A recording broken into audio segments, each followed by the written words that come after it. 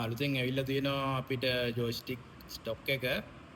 ඔයගොල්ලන්ට පේනවා ඇති පාටවල් කීපයක් තියෙනවා මේ පාර ඇවිල්ලා. එතකොට බ්ලැක් එක තියෙනවා, midnight blue, green camo, grey camo, blue camo විදිහට පාටවල් කීපයක් තියෙනවා මේ පාර ඇවිල්ලා. මේක ක්වොලිටි එක ඉතාම හොඳයි. ඇත්තටම මේකේ මේ සේම් කැපැසිටි බැටරි එකක් තියෙනවා.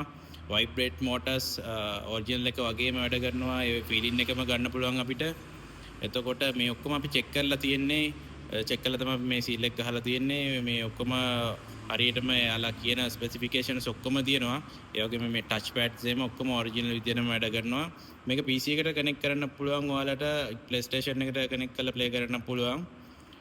එතකොට මේකේ ඩුවල් ෂොක් වයිබ්‍රේෂන්ස් එහෙම හොඳටම තියෙනවා. හොඳටම ෆීල් එකක් තියෙනවා. ඔයගොල්ලන්ට පාවිච්චි කරලා බලන්න පුළුවන්.